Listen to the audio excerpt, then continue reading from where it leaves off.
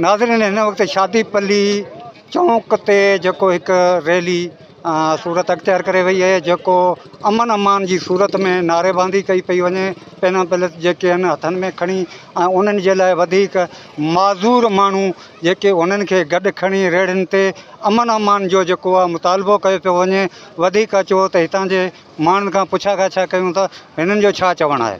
असांजो हिन अमन रैली कढण जो मक़सदु इहो आहे त शहर में कुझु वक़्त खां नंढियुनि नंढियुनि ॻाल्हियुनि ते असांजा पाण में वेछा थी विया आहिनि।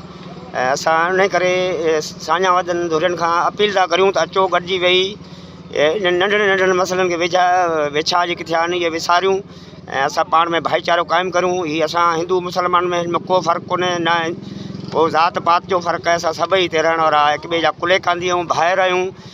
उहे सभु भाउ आहिनि, जीअं हिकिड़े घर जा भाती हूंदा आहियूं ईअं आहियूं।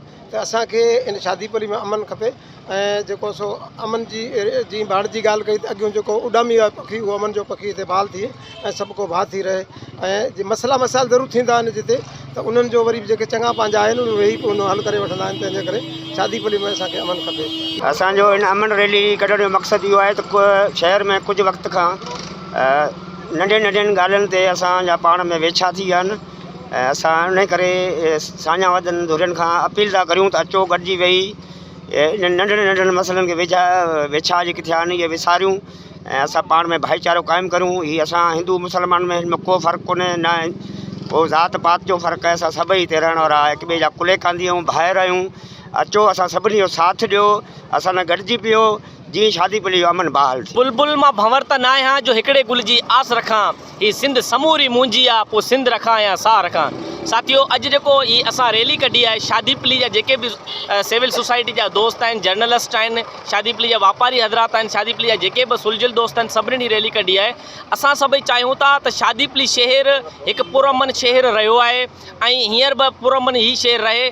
शादी पली शहर हिकु तारीख़ी शहर आहे। शादी पली शहर ते खोड़ सारा किताब लिखिजी चुका आहिनि ऐं शादी पली जा काफ़ी अहिड़ा किताब आहिनि जंहिंजे अंदरि शादी पली जो ज़िक्र आहे।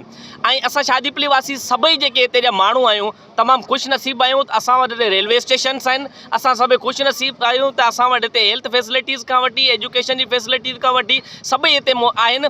ऐं असां शादी पली जे सभिनी साझावन धुरियुनि खे, हिते जी आवाम खे, हिते शादी पली जे पसगरदाई में रहंदड़ हर हिकु उन माण्हुनि खे चऊं था त अचो शादी पली जे अंदरि जेको अमन जो पखी उॾरी चुको आहे उनखे ॿीहर बाल करियूं ऐं शादी पली शहर खे वरी पुरअमन हिकु शहर ठाहियूं। ऐं कैमरामैन काशिफ अली सां गॾु मोहम्मद बचल शर, मेहरान TV न्यूज़, शादी पली।